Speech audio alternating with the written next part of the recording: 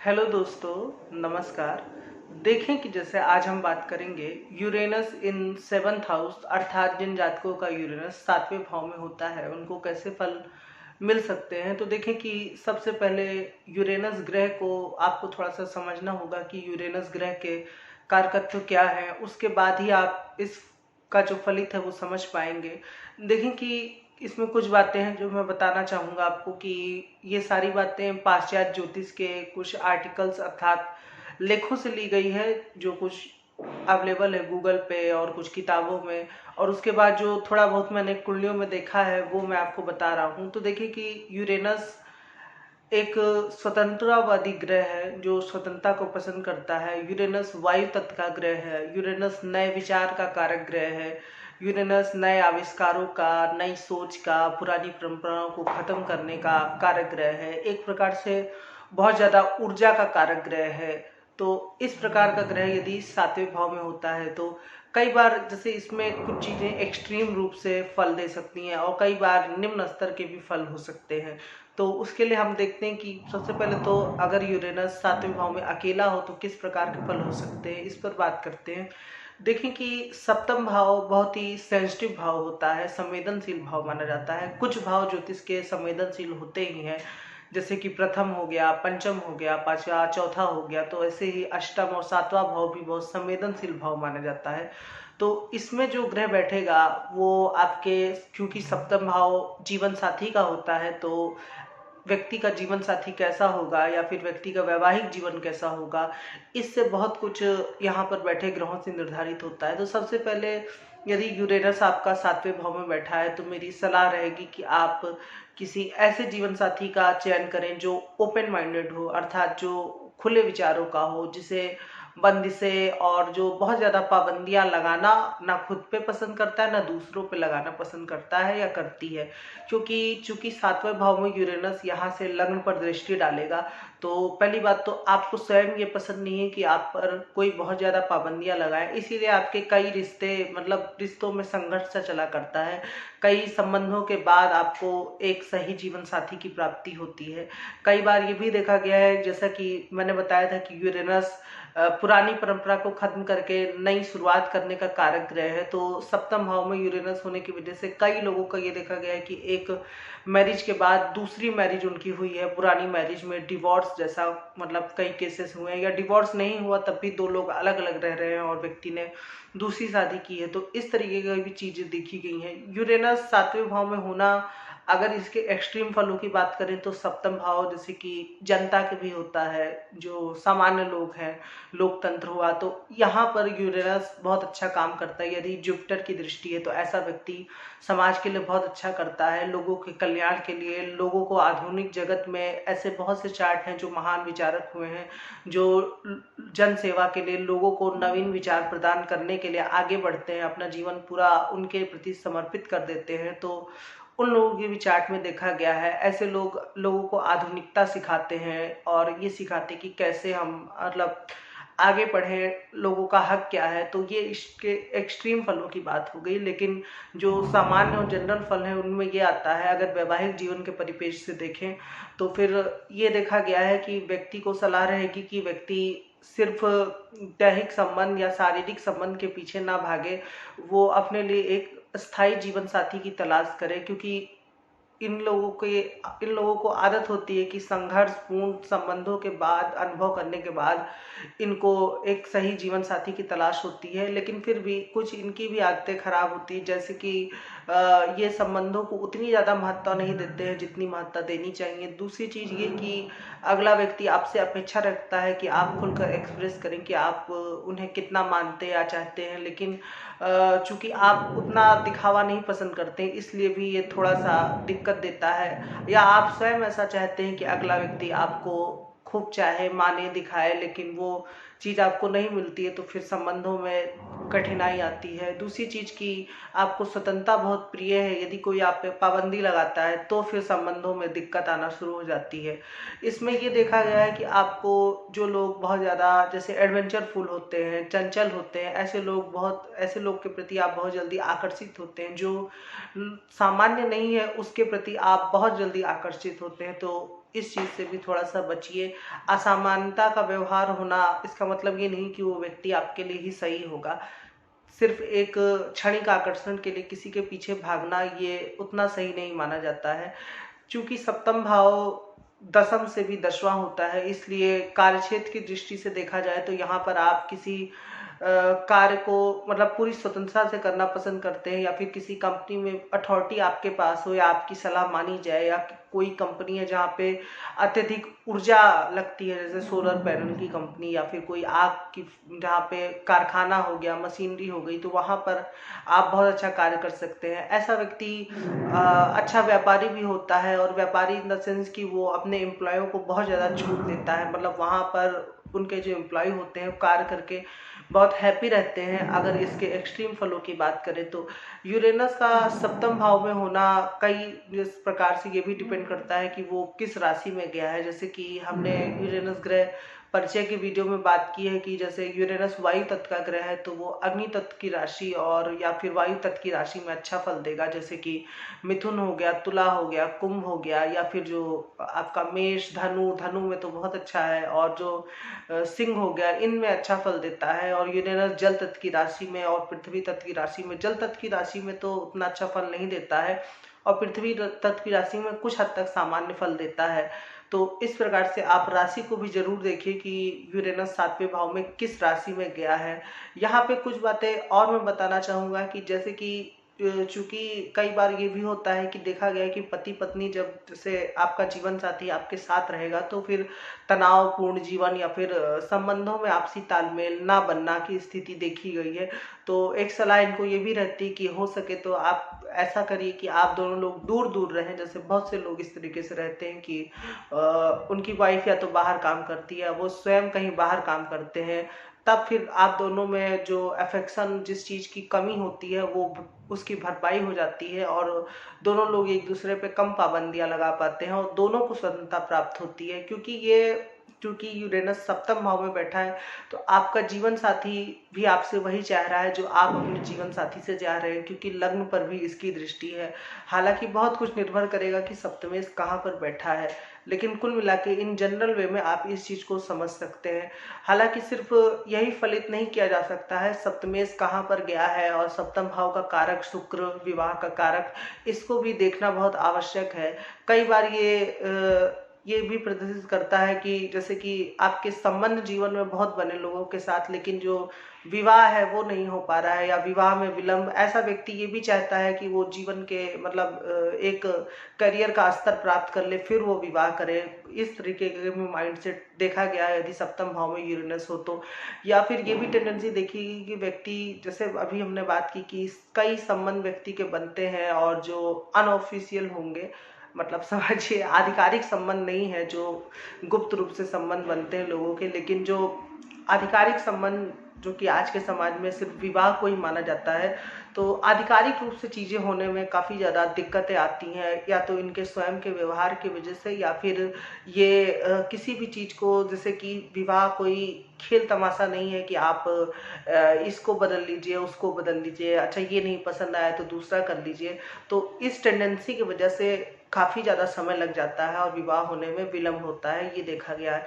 इसके कुछ अच्छे तत्व भी हैं, चूंकि ये सप्तम भाव से लग्न को भी देखेगा यूरेनस, तो आप नए विचारों को अपनाने वाले होंगे। जो परिवार में यदि आप जैसे बूढ़े भी हो जाएंगे तब भी आप नए विचारों का आगमन करेंगे, वेलकम करेंगे, और आप लोगों को स्वतंत्रता देना भी पसंद करेंगे। आप मनमौजी होंगे, एडवेंचरफुल होंगे, तो इस तरीके की भी चीजें आपके अंदर हो सकती हैं। यहाँ पे बहुत कुछ निर्भर करता है कि यूरेनस पर दृष्टि किस ग्रह की है, या सप्तम भाव में यूरेनस किस ग्रह के साथ बैठा है। जैसे कुछ ग्रहों की बात कर लें तो यूरेनस और सूर्य यदि सप्तम भाव में बैठा है तो ऐसे लोग का वैवाहिक जीवन थोड़ा सा ईगो के वजह से तनावग्रस्त हो सकता है। यदि राशि भी कोई बहुत अग्नि तत्व मिल गई जैसे मेष हो गया तो फिर, हालांकि वो समाज में वो विवाह बहुत ही मतलब आदर्श माना जाएगा, लोगों को लगेगा कि आपसे अच्छा कपल तो हो ही नहीं सकता है, लेकिन आप दोनों के बीच में यदि आपसी तालमेल नहीं बन पा रहा है तो फिर चीजों को आपस में बैठ करके सुलझाने की आवश्यकता है। क्योंकि सूर्य का उच्च का होना या मेष का यदि है या सिंह का है कर्क का है तब कोई बात नहीं, वो सूर्य के जो नेचुरल ट्रेड्स है उसमें कमी करता है। लेकिन यदि वो सूर्य उच्च का है या फिर अग्नि तत्व या वायु तत्व की राशि में है, देखिए कि यहाँ पर तत्व मैच तो कर रहा है लेकिन तत्व की अधिकता हो जा रही है, यानी कि अग्नि तत्व और वायु तत्व का ग्रह वैसे ही बहुत एक्सट्रीम लेवल का फल देता है। यही युति दशम में हो जाती तो बहुत अच्छी बात थी, लेकिन विवाह में आप अनंत तक तो नहीं जा सकते हैं। यहाँ आनंद का अर्थ है कि एक व्यक्ति चाहता है कि मेरी चले, दूसरा व्यक्ति चाहता है कि मेरी चले, और इसी प्रकार से चीजें उस तरह बैलेंस नहीं हो पाती हैं। हालांकि सूर्य के साथ यदि सप्तम भाव में यूरेनस हो तो इसके कुछ अच्छे फल भी हैं, जैसे कि व्यक्ति व्यापार क्षेत्र में अच्छा कर सकता है, उसकी कीर्ति होती है। वैवाहिक जीवन में यदि ईगो का बैलेंस किया जाए तो वैवाहिक जीवन भी बहुत अच्छा होता है। ऐसे लोग अपने पार्टनर के प्रति लॉयल होते हैं, ये देखा गया है। दूसरी चीज ये देखी गई कि भले आप दोनों में ना बने, लेकिन यदि कोई तीसरा आए तो आप दोनों मिल करके उस तीसरे को तो एकदम, जैसे एक होता नहीं कि कोई तीसरा बीच में ना बोले, तो उस हिसाब से भी देखा गया है कि उस तीसरे को हटाने का काम आप दोनों लोग बहुत अच्छे से कर सकते हैं। चौथी चीज ये देखी गई है कि चूंकि ये लगन पे दृष्टि देगा तो आपकी कीर्ति, प्रसिद्धि और स्वास्थ्य के लिए भी अच्छा रहेगा। यदि यदि सूर्य सप्तम में है और सप्तम में अच्छी राशि के साथ है, मतलब कि मेष या फिर सिंह का है या फिर धनु का है। यूरेनस और सूर्य, जैसे मैंने कहा कि एक अग्नि तत्व का ग्रह, एक वायु तत्व का ग्रह है, ये कॉम्बिनेशन बहुत अच्छा है। एक्सट्रीम एनर्जी है आपके पास, बस इस एनर्जी को किसी अच्छी जगह पे लगाने की आवश्यकता है, तो फिर आप बहुत अच्छा अपने करियर में या फिर समाज के लोगों के भले के लिए आप कर सकते हैं। अब बात करते हैं कि यूरेनस और चंद्रमा की युति यदि सप्तम भाव में हो तब क्या हो सकता है। देखें कि दोनों ग्रह के जो नेचुरल ट्रेड्स हैं वो बहुत ही भिन्न प्रकार से हैं, तो आपको कई बार चीज़ें बैलेंस करके चलना होगा। कई बार आपको समझ में नहीं आएगा कि आप बहुत ज़्यादा भावुक हो जाए या फिर बहुत ज़्यादा प्रैक्टिकल हो जाए, तो इन चीज़ों में व्यक्ति को दिक्कत आती है। पार्टनर चुनने में भी दिक्कत आती है, क्योंकि पार्टनर उन्हें एक समय लगता है कि बस यही सबसे अच्छा है, लेकिन थोड़े ही दूर बाद, कुछ दूर जैसे चलते नहीं है कि मन में ठहराव की स्थिति नहीं है, मन कभी इधर जा रहा है, मन कभी उधर जा रहा है। 10 लोग की राय आपने ली, फिर भी आप समझ नहीं पा रहे हैं कि आपको क्या करना चाहिए। तो ऐसे व्यक्ति को सलाह रहेगी कि वो यदि घर में कोई बड़ा है या फिर कोई ज्योतिषी या फिर कोई गुरु है जिसको वो मानता है, तो उसकी सलाह को वो अपनाए, उससे हो सकता है कि लाभ रहे। दूसरी बात की ग्रह पर भी डिपेंड करता है कि चंद्रमा यहाँ सप्तम भाव में कौन सा भावेश होकर के आया है। मतलब पता चले चंद्रमा अष्टमेश है तो चंद्रमा के कारक तो बिल्कुल ना अपनाए, और यदि चंद्रमा नवमेश है या फिर लग्नेश है तो फिर चंद्रमा के कारक तो अपनाए जा सकते हैं। तो इन चीजों का ध्यान रख सकते हैं आप। अब बात करते हैं कि यूरेनस के साथ यदि मंगल हो तो ये स्थिति भी थोड़ा सा तनावपूर्ण स्थिति है। हालांकि इसमें राशि की महत्ता है, जैसे कि जल तत्व की राशि हुई या पृथ्वी तत्व की राशि हुई तो इस योग को थोड़ा सा कम करेगी। लेकिन इसमें भी क्योंकि सप्तम में मंगल का होना, वैसे ही दुनिया भर का मंगली इतना तो बताया ही गया है, लेकिन फिर भी मंगली देखने के भी अलग नियम होते हैं। आजकल तो बस तमाम प्रकार के मंगली आ गए हैं, आप निम्न मांगली हैं लोग बता देते हैं। मेरे पास तो कोई मांगली नहीं भी रहेगा तो अष्टम में एक लोग थे जिनका मंगल बैठा था, तो उसको किसी ने बता दिया था कि आप मंगली हैं। और आंशिक मांगली, पता नहीं क्या क्या तो आजकल चल रहा है। तो यदि मंगल सप्तम में बैठा हो तो हाँ वो मांगलिक होता है, लेकिन वो देखना होगा कि मांगलिक का फल कितना आ रहा है। तो यदि मंगल और यूरेनस साथ में है तो फिर मेरी सलाह रहेगी कि भाई देखो, आप लोग जो भी आपका जीवन साथी है, साथ में रहने से बेहतर है कि आप लोग थोड़ा दूर दूर रहें। यदि बहुत ज़्यादा झगड़े हो रहे हैं, तो यदि झगड़े नहीं है, चीज़ें सही हैं तो फिर ठीक है, कोई दिक्कत नहीं है। लेकिन इसकी एक ही रेमेडी है कि अगर वैवाहिक जीवन आप अपना बचाना चाहते हैं तो आपको दोनों लोग को थोड़े थोड़े समय बाद ही मिलना हो सके तो ऐसा कर सकते हैं आप। दूसरी चीज, मंगल और यूरेनस का फल ये देखा गया है कि ये व्यापार क्षेत्र में बहुत अच्छा करते हैं ये लोग। व्यापार क्षेत्र या फिर जो कार्य क्षेत्र होता है, मतलब ये बहुत अच्छे एम्प्लॉय के रूप में जाने जाते हैं। तीसरी चीज ये देखी कि मतलब जैसे कि जो होते नहीं कि एकदम तुरंत गुस्सा आया नाक पे और तुरंत इन्होंने निकाल दिया या फट से बोल दिया, एकदम से जीरो टॉलरेंस जो कहते नहीं है, पेशेंस नाम का एकदम चीज ही नहीं है। तो ये चीज भी देखी गई है, तो इससे थोड़ा सा बचने की आवश्यकता है।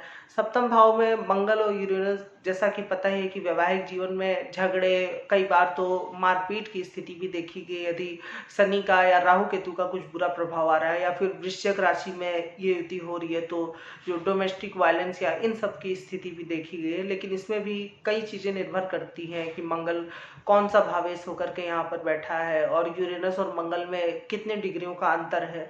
तो इस प्रकार से आप इसके फलित को समझ सकते हैं। अब जैसे मान लीजिए कि यूरेनस के साथ जुपिटर बैठा है 7वें भाव में, तो ये बहुत अच्छा योग है। ऐसा व्यक्ति समाज के लिए बहुत अच्छा करता है, समाज के लिए अपना जीवन कुर्बान करने वाला होता है। हो सकता है कि वैवाहिक जीवन में हो सकता है इनका उतना रुचि ना हो, या फिर वैवाहिक जीवन इन लोगों का अमूमन अच्छा ही होता है, लेकिन ये इनका पार्टनर या आप जितना अपने पार्टनर से एक्सेप्ट कर रहे हैं उतना आपको नहीं प्राप्त होता है, लेकिन फिर भी समाज में आप बहुत अच्छे और भले मनुष्य के रूप में जाने गए हैं, ये देखा गया है।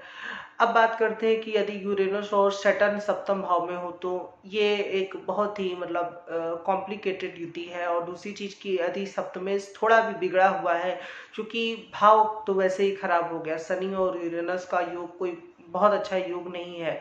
दूसरी चीज की शनि यदि यहाँ पर अशुभ भावेश है, अर्थात कि अष्टमेश आकर के है या फिर द्वादश का स्वामी है। हालांकि शनि 2 राशियों का स्वामी होता है, लेकिन फिर भी यदि वो एक बुरी राशि का स्वामी भी है और उस पर कुछ और बुरे प्रभाव हैं, जैसे कि मंगल की दृष्टि आ गई, या फिर वृश्चिक राशि में या मेष राशि में नीच का शनि है, नौमांस आदि वर्ग में शनि खराब राशि में बैठा है, या फिर वो अपनी मित्र राशि में नहीं बैठा है, तो फिर शनि यहाँ पर सप्तम भाव में यूरेनस के साथ बहुत बुरे फल देने वाला होता है। ऐसे लोग का वैवाहिक जीवन कई बार ये देखा गया है कि एकदम निराशा की चरम स्थिति होती है उस तरफ देखा गया है, या उदासीनता देखी गई है।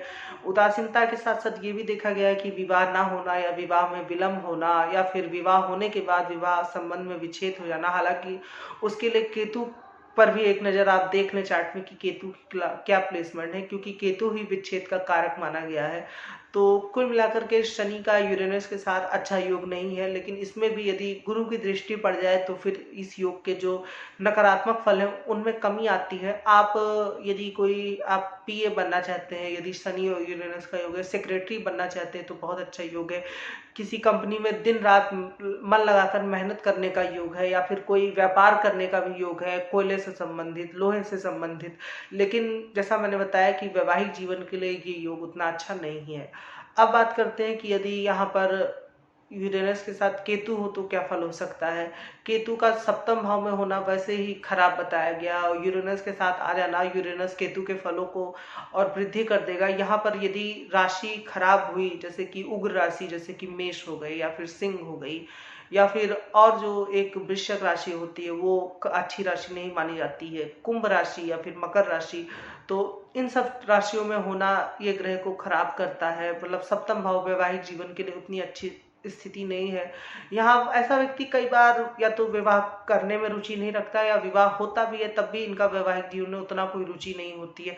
लेकिन दिक्कत तब आती है जब चार्ट में शुक्र बली हो और सप्तम भाव में केतु या यूरेनस की युति हो, क्योंकि ऐसा हो सकता है कि व्यक्ति विवाह के लिए खूब प्रयास कर रहा है, लेकिन ईश्वर की ऐसा मंशा नहीं है कि परिस्थितियां ऐसी कि चार्ट में आपके जीवन में वैवाहिक सुख लिखा ही नहीं है। तो चूंकि कारक बली है तो हो सकता है कि आपको गुप्त संबंधों या दूसरे प्रकार के अनैतिक संबंधों से वैवाहिक सुख की प्राप्ति हो, लेकिन ऑफिशियल जो आधिकारिक रूप से यदि आपका विवाह होता है तो वो उसमें बहुत मतलब सुख की संभावना नहीं है। यदि गुरु की दृष्टि है या फिर ये युति धनु राशि में है तो फिर कुछ हद तक ये माना जा सकता है कि हाँ चीजें संभल सकती हैं, लेकिन इसके लिए मतलब काफी केतु देवता की पूजा पाठ करने की आवश्यकता पड़ती है। दूसरी चीज की ऐसा व्यक्ति, जैसे मैंने पहले ही कहा था कि सन्यासी या फिर ये दार्शनिक या फिर इन चीजों में उसका मन ज्यादा लगता है और वो उस ओर जाए तो फिर ज्यादा ही अच्छा है।